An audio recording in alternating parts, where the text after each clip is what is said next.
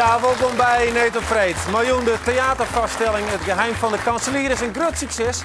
Komt dat nou terug het acteerdebuut van Pieter Wilkes? Of is Arnold Dijkstra als Kiep nou krek zo leuk? Nog eens? Ja, hij is echt leuk. Ja, vrouwtje Cuperus is 14 jaar en docht volslijn onverwacht mooi aan het EK Majorette. Haar drie zusjes en mem komen in actie om geld op te halen voor de reis naar Frankrijk. En het provinciehuis geeft money voor het publiek en Djoeke die mocht al even binnen zien.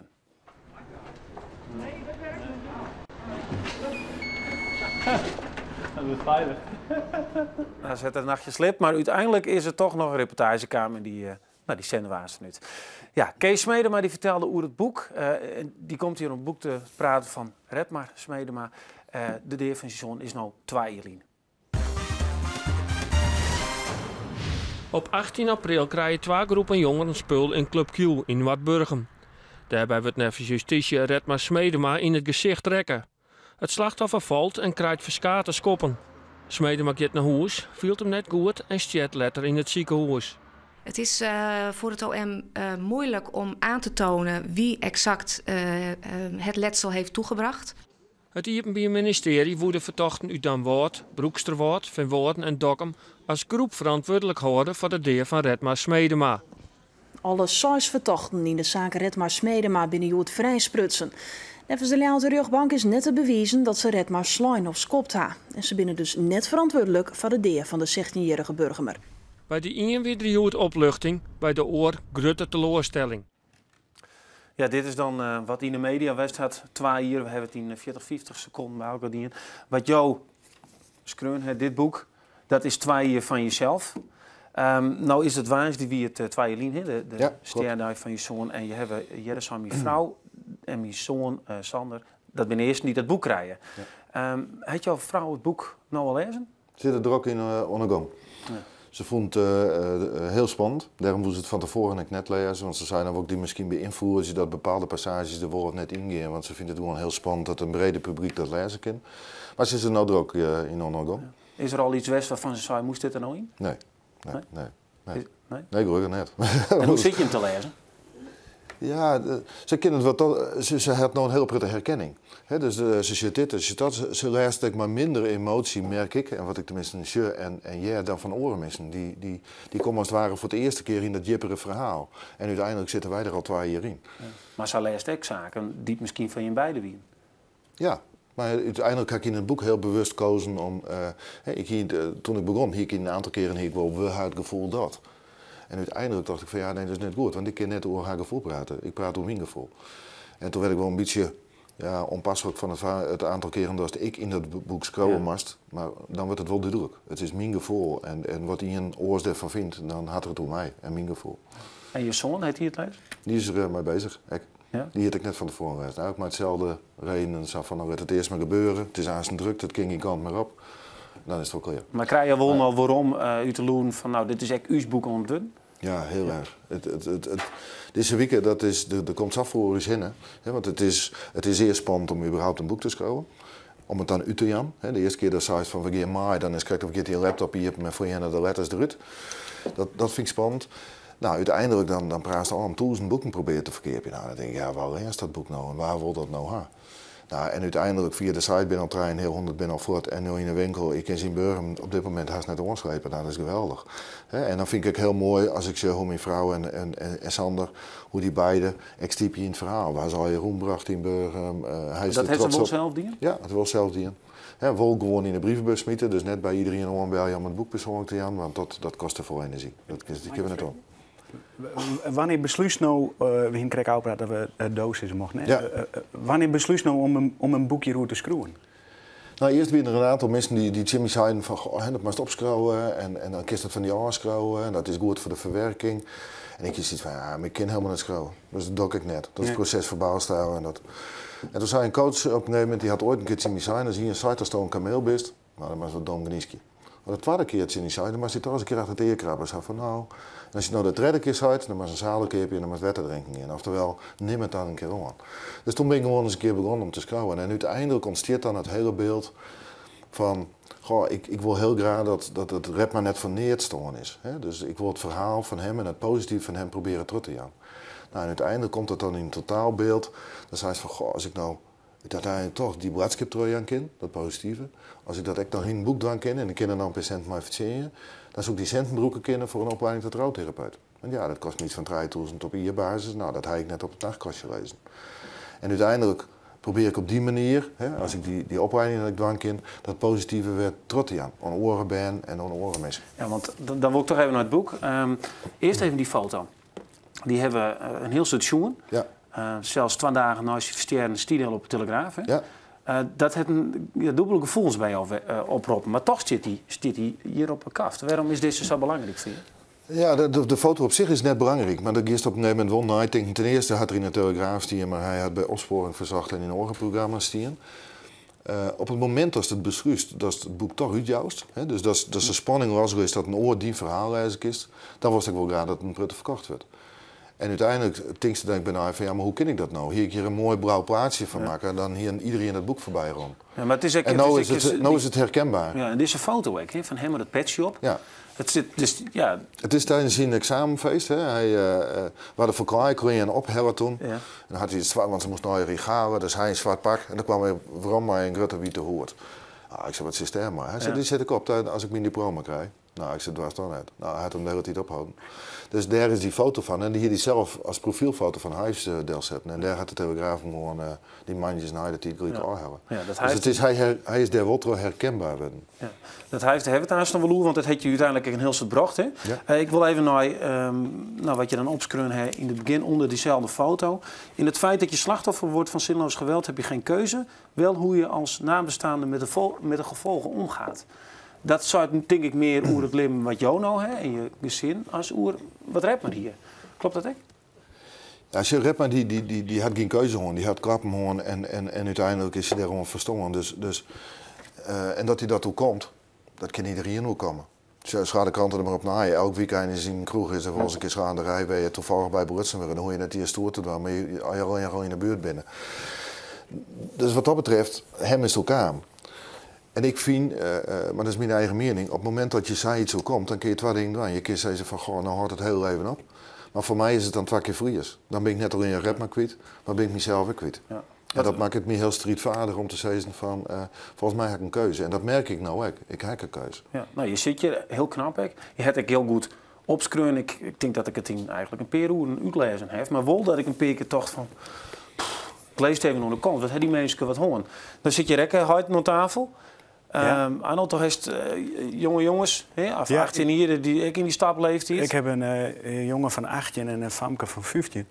Maar dan, dat is natuurlijk verschrikkelijk. Maar ik moet er wel bij zeggen, we gaan ze krek even een peteer. Ik heb er diep respect voor als dat dan alle keer in een boekje krijgt. En wat ik vooral mooi vond, wie dat er zei van ja, maar zat bloed er nou een beetje bij me, weet je wel? Want op de nu bist er zelf net meer, maar dat boekje dat bloed. Dus iedereen kan dat lezen, iedereen kan het zien. Dus hij is nog een beetje bij je. Dat vond ik een hele mooie zin. Je zegt het ook wel vaak in de muziek, hè? Dus schreef er wat hoor. Eric Clapton had dat toen een vers geschreven. Ik denk dat bij een verliezer dat is het slimste wat je overkomen kan. En ik vind het heel knap, ja. Je moet een manier vinden om dat te verwerken. De ene doet het zo, de andere doet het oors. Ja. Dus, nou, het is knap, zeker. En toch heb ik die vraag daarom in het begin, hoe is het met je vrouw, hoe is het met je gezin? Jou hebben daar een waai in voen. En je wil zelfs al verder denken, maar als rouwtherapeut, om oren te helpen. Rint je vrouw daar ook in datzelfde paard nog? Het mooie is dat je aan de ene kant hou je elkaar vast, maar aan de andere kant rent elk zijn eigen rouwproces als het ware. He, dus zij doet het voor meer in een beperktere omgeving, met de vrienden, met een aantal vriendinnen. En daar is zij haar ei kwijt, om het zo maar even te zeggen. En ik merk bijvoorbeeld bij mezelf dat ik denk van ja, maar dan viel ik me opschutten. Dan maak ik het. Dat is in het huis, ik ken ik net te lang in het huis zitten, dan maak ik het. Maar dat is ieder zijn eigen manier. En op het moment dat je voor elkaar steeds maar het respect opbrengen kunnen van oké, dat is dat zo. Dat is die manier. Daar stiep ik daarin en zij stiep het mij hierin. Ja, maar, maar dan ben ik legio voorbeelden te nemen van mensen die hetzelfde mooi uitzien, die het ook al groeien. Ja. En die dus 2 keer zo'n drama in feite mooi uitzien. Ja. Je weet het nooit. Je weet, nou ja. je werkt je er elke dag, jongen. Maar je kunt net zeggen van bijvoorbeeld nou, binnen 2 jaar om en nou zal het al wel goed gaan. Ja. Ik denk dat het een strijd van elke dag is om te proberen zo dicht mogelijk bij elkaar, maar aan de andere kant ook eigenlijk weer te respecteren dat er gewoon andere keuzes maken worden. Maar dat is een heel mooi proces. En dat jou geen garage zien, omdat het nou nog goed is, dat het tot zien direct dan goed is. Nee. Maar daar vecht je wel op voor. Ja. Zit er toch nog ergens een beetje vreugde? Als dit boek bij je thuis is, kun je toch nog ergens van genieten? Ik vind van het boek, met name als ik het dan eens op als ik dan zie wat er nou gebeurt. Hè, dus aan de ene kant zie je wel zien, maar een heel zakelijke instelling. Bijvoorbeeld bij een boekwinkel komt die zegt, nou ik heb je boeken gedaan, dus dat doen we net meer hoor. Oké. Ja. Aan de andere kant zie ik boekhandelaars die nou fantastisch mooi werken. Ik zie nou Ben die op dit boek reageren, die zeggen van, goh, wat is het goed leesbaar. Het is gewoon, voor mij is het echt prima te doen. En die zeggen van, goh, wat mooi dat je me meeneemt in dat verhaal. Nou, als ik dat weer omkrijg, dan vergelijk ik dat wel eens een beetje dat de maatschappij soms een groei in de plaat is, waar je dan een druppeltje wetter op rotsrutten maaien wat goed viert. En als ik dat viel, dan viel het van mezelf ook heel goed. En dat jou ook een hele prettige energie. Maar nou is het wel zo dat in de Westerijn, daar willen ze dit boek net verkepen, hè? Dat is een omjouwing werd, de verdachten waar komen. Steekt het jou? Nou, de eerste winkel waar ik naar Taggi wie in Oosterwolde. Daar zei men van nee, we hebben je boeken gedaan net. Ik prima. Hè? Dus toen kwam ik boet nog. Oh, ik denk dit is de eerste winkel. Dit is wel even wennen. Want ik vind het ook al lastig dat je iets vreet je van mensen zonder dat je er eigenlijk wat voor verandert. En gelukkig alle reacties daarna weer heel positief. En als een van de rest ben ik naar de Westerijn gegaan, want ik werk al in Den Bosch, dat vond ik moeilijk. Hè? Want de haatverdachten die komen toch uit Den Bosch en omstreken. En daar ga ik het ook zijn. Het is voor mij een dubbel gevoel. Maar ik wil net partij kiezen. Ik ga gewoon mijn boek schrijven. En net in hoe te keerpen. En wat mij betreft, mij iedereen het keerpje. En toen kwam ik in de Westerijn en die vrouw die vond het toch nog wat te gevoelig gelezen. En dat is net een mening, denk ik, van de Westerijn. Dat is een gevoel van die vrouwen en dat respecteer ik. Ja. Dan gaat het er net. Ja, want het is nog heel gevoelig. En er is ook nog net een definitieve uitspraak. Hegebrop komt ergens in dit jaar. Is dat voor jou belangrijk om een boek aan te sluiten? Dat kind denk ik nooit, maar om ergens een punt te zetten? Nee, ik denk dat ik wel bewust er net op wachten ga. Voor mij, het is net dat de rechtszaak aan voorbij is, dat dan pas mijn rouwproces begint of zo. Dus het is wel belangrijk. Het is ook wel het fret energie als er weer heen is. Het wordt een ding waar we hier en hellen. Maar het leven gaat gewoon terug. Dus ik wacht zich net op die rechtszaak en mijn gezin ook net. We proberen gewoon terug te gaan. Maar daarom is de aanstel wel weer een belangrijke stap. Dus je denkt van, goh, welke kant zal dat al op gaan? Nou, Tieg, dank voor jouw openhartige gesprek. Dank u wel. En iedereen die kan het boek nog krijgen via een website? Ja, de website nog wel. En op een website zit ik 24 winkels. Eigenlijk in elk grutplak, of het nou Friendship Haas of de Lemmer is of Oerol, is in een boekwinkel die het had. Nou, het is een beetje slikken, maar dat je het uit dan. Ja, het brengt hier en daar wel wat emoties, maar de meeste keer krijgt het nog een heel goede kritiek. En daar ben ik heel blij mee. Ja, dank. Ja, we gaan naar het provinciehuis. De ambtenaren van de provincie die werken al een paar maanden in dat vernaaide provinciehuis onder het Twabbergsmerk. Dat is dat hele heilige ding wat nou boven die skyline uitsteekt. En morgen kunnen echt de gewone burgers het gebouw in om te beschermen hoe dat eruit zit op een iependaai. Omdat Usdjoeke zelfs vanzelfs echt een beetje oors is en zoals kregen zij juist er al een roeniding. De minst zichtbare oerhiet is nou dominant aanwezig in de Ljouwter binnenstad. Ik zit met een roenleiding aan het pand. Ben je nou sinds november op je plek en alles is nou zo'n beetje vast geïnstalleerd. En omkomende sneeuw is de eerste dag van Iepen dagen.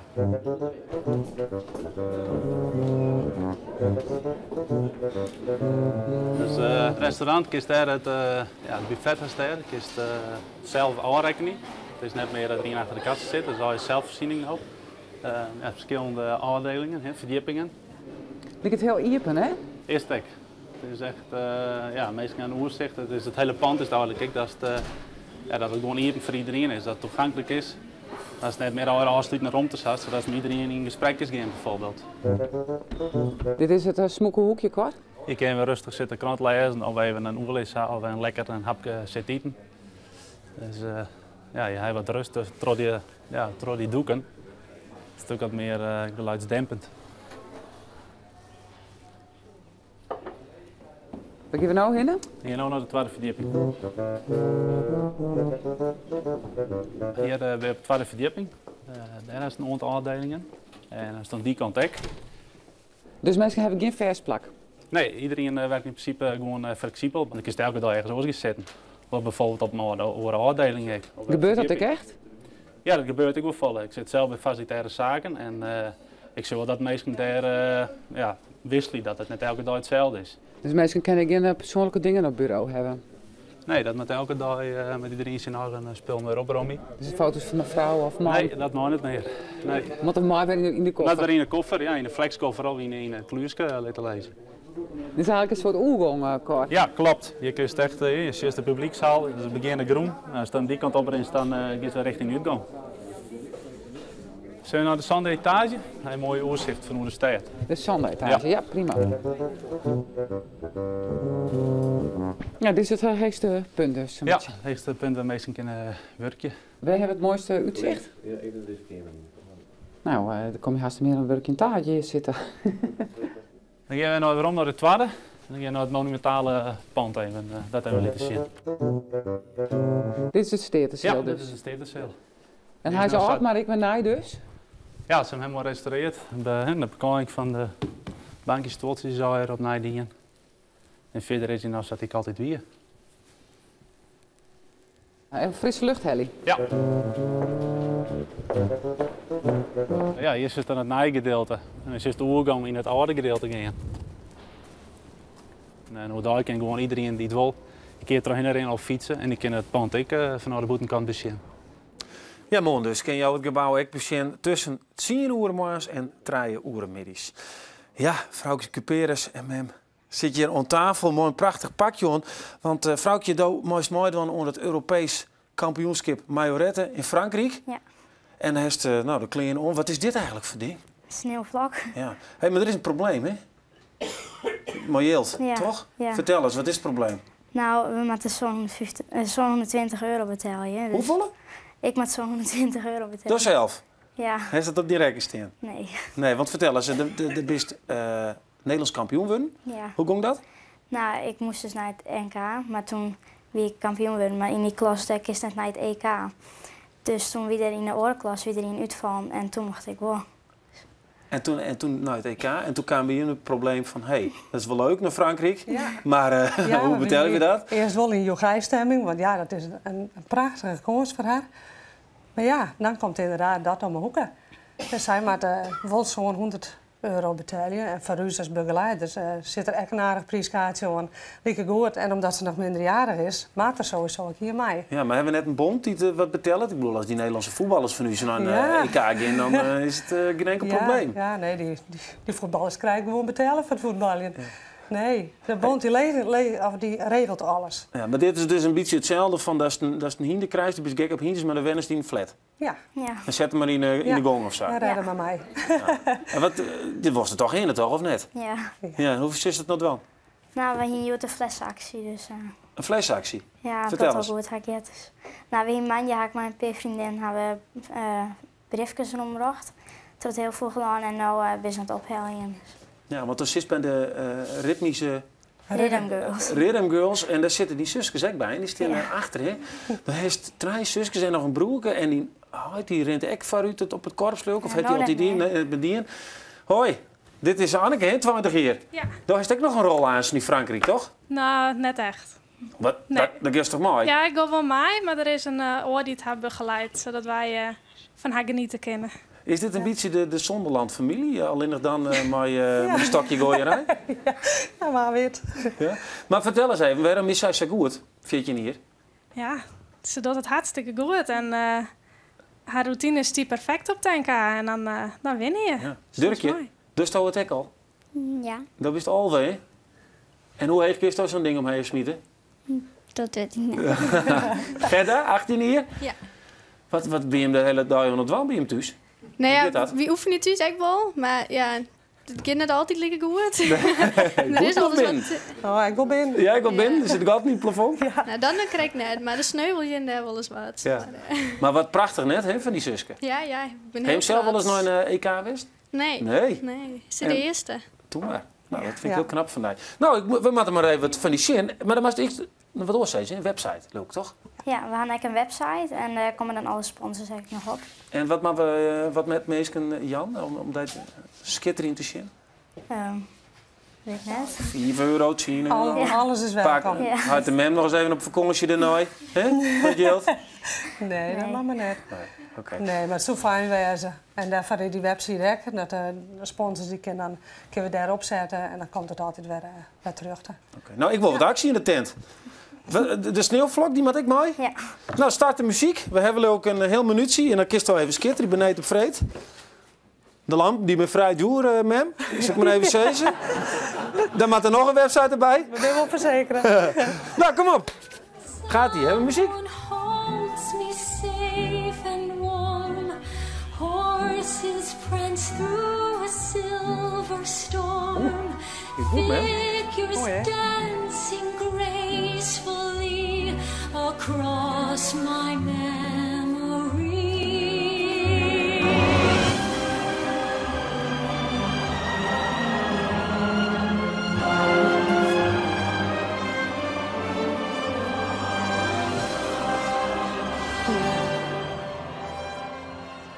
Nou, wie is dat hem? Nou, jongens, applaus. Ik wil even in het publiek zeggen. Als je hem nog wat langer blauwen, dan doet Pieter het aan zijn nek nog even. Precies, dan loop je de pakje even nog. Had ik gitaar wel bij, Pieter? Ja, dat had ik gitaar bij. Ik heb Pieter gegeven. Hey, Kim, weer zitten. Bedankt. En succes aan ze, hè? TK. We zullen jullie voor die Tomje. Toch? Ja, als zou je meest in de theatervoorstelling Het Geheim van de Kanselier. Een groot succes, dat het theater. Maar leidt dat nou in die prachtrol van onder andere Arnold Dijkstra, het Skiep?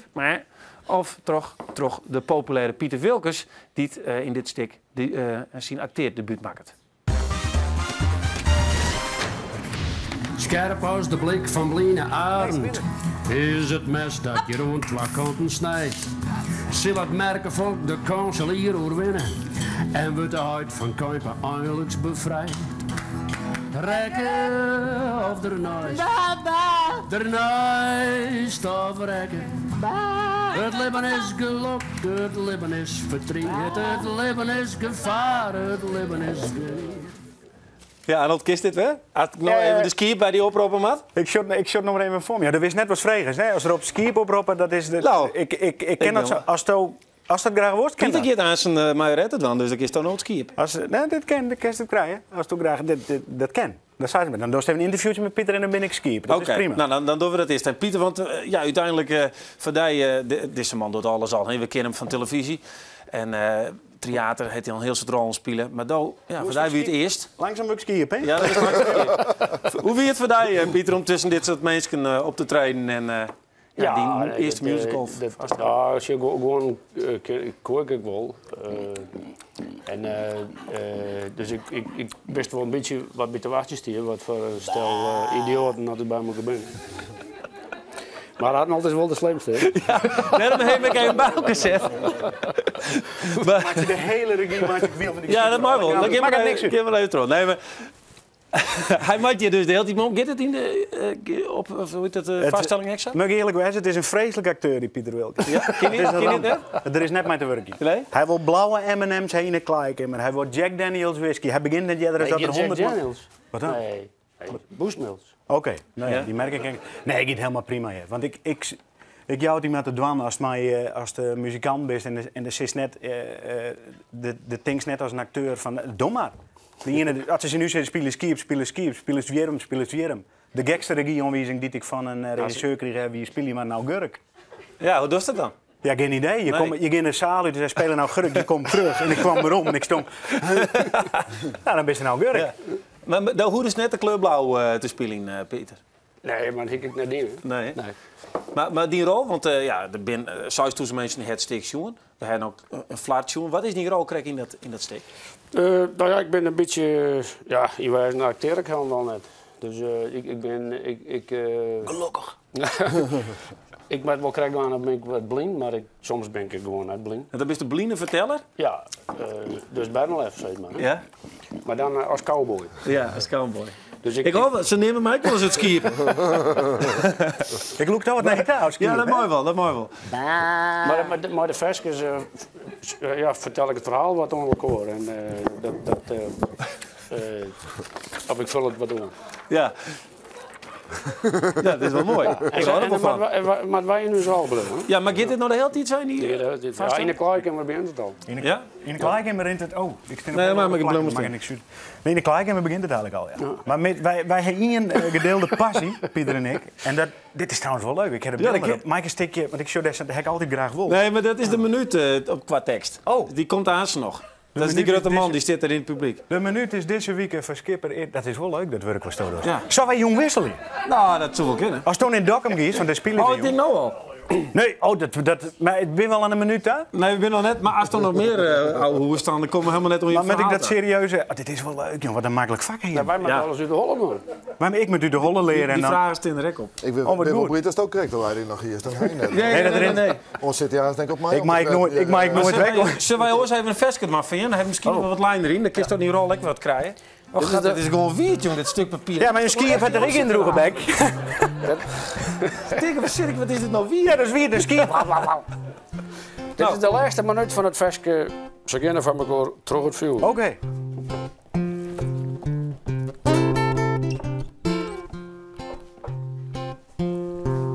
Nooit de merken. Nooit de merken. Het is die altijd midden in het dorp. Ja, de merken wie altijd maar het dorp verbonden. Dat maakt die niet worden diep. Want die neemt. Hij schiep. Van het knoppen.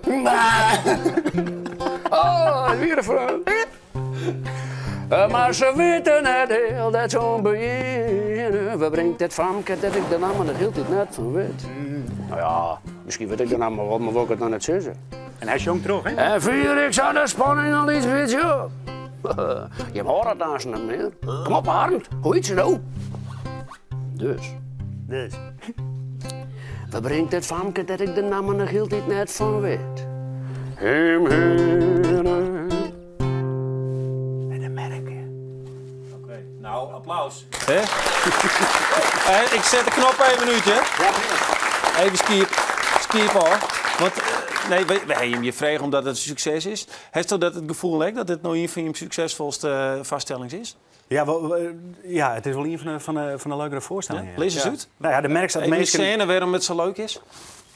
Het is, volgens mij is het leegdrempelig. Er zit van alles in. Er zit een stukje verdriet in. Mensen kennen op sommige momenten een heel bot laatje. En dan merk je dus als er uit is, van nadat hij delen we flyers aan mensen nu. Dus er is direct contact met het publiek die in het boet naar rent. Ja, die vinden het altijd prachtig. Ja. Dus het is goede reacties. Het is ook wel eens wat, hè. Het theater kan ik wel wat heegdravend wezen, maar ik moet nooit denken. Is dat je nou ik zou? Of? Nee, dit is ja, je moet altijd goed nadenken, maar dit is. Ik bedoel, mijn paken van 88 zou ik leuk vinden. En wat is zijn rol daarin? Pieter is. Is die populariteit hem? Want ik denk dat hij vraag stelt. Komt het door hem of komt het door hem? Acteurs zijn heel idel, dus het luistzoek zit wel nee, het publiek komt voor mij, maar dat is net weer.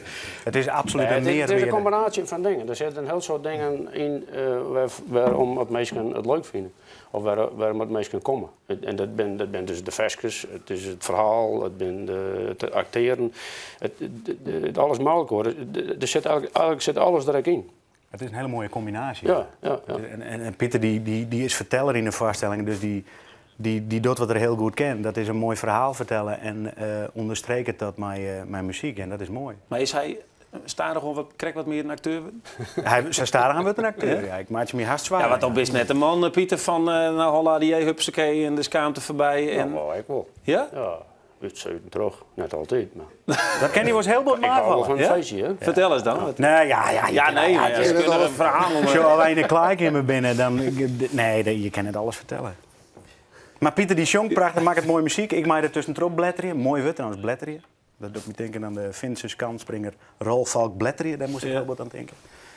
Die bestiert helemaal net, dat is een grapje, maar ja. Dus, dat weer een grapje. Ja, de lood is het, hè? Ja. Ja, daarom ben je acteur. Ja.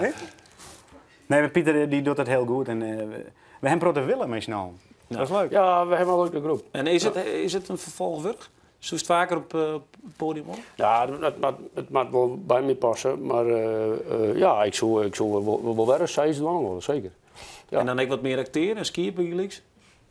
Dat is een vak, ja, hè? nee, maar dat vind ik wel. Ik vind dat vind ik gewoon heel erg knap. Arnold, wat had ik dan een dubbelrol? Hij speelde ook nog Wolfgang. Dus hij moet van de ene karakter maar in het andere karakter doeken. Van het ene moment op het andere moment. Ik vind dat wel. En hij houdt die concentratie maar vast. En dat vind ik dus ook van de hooracteurs.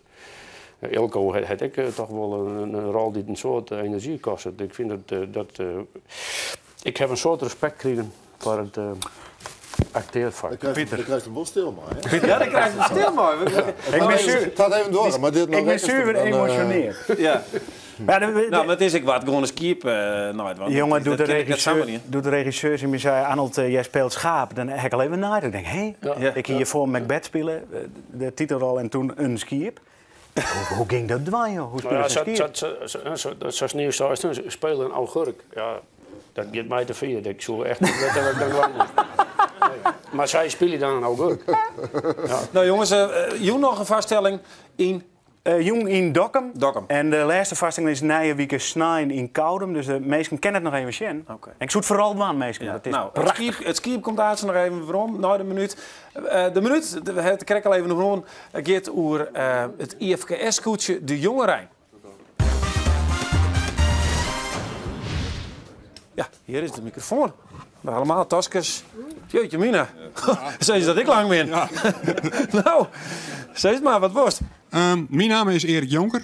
Ik ben skipper van het scootje van Wietgaat, De Jonge Rijn. En wij zijn dit hier gepromoveerd naar de A-klasse van de IFKS. Ja, je hebt centen nodig. En we hebben centen nodig. Dacht ik al. Dus het doel is om te handhaven en daar hebben we dat inderdaad van nodig. En om dat te realiseren organiseren wij, tegen een sponsor RWU in Jensum, een Jonge Rijn festijn. En dat doen we in combinatie met hun havendagen. En dat is op 8, 9 en 10 juni. Op het industrieterrein het String in Jensum. En we hebben daar al activiteiten van jong tot oud. Ja, we hebben dat geld van nodig. Nou, we hebben vooral dat geld nodig om te investeren in nijschalen. Schalen op het hoogste niveau in de wedstrijd 3 mei. En een nijsetje schalen kost om en bij de €100.000. Dus elke 3 jaar moet het weer op plek komen. Als je mooi van willen. Ja, en je willen mooi van, je willen aan nog de laatste keer dat Klaas Jonsma doet.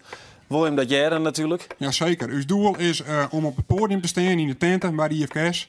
Daarvoor hebben we dat scootje. Wij willen dan maar kampioen worden. En wij doen alles wat erin mogelijk is om dat te realiseren. Oké, nou die minuut zit erop. Hey, bedankt. Succes ermee. En misschien jij hem wel op een radio Klaas. Ja, nou, een oproep voor een minuut. Kan het meer. Takkenwieken is de laatste. Nou, en dat belooft wat te worden. Dit wie niet ontnij wieken vreed. En nou het wordt om de Vlieneverteller en het skip. Hey, boppen alles uit. Nienke, hey. Boppen alles uit. Bij me maak je nooit. Want Safie gaat alles goed. En hart de knippels recht. Denk erom en hart de knippels recht. Jongens, dream of heldenmoed, want Safie gaat alles goed.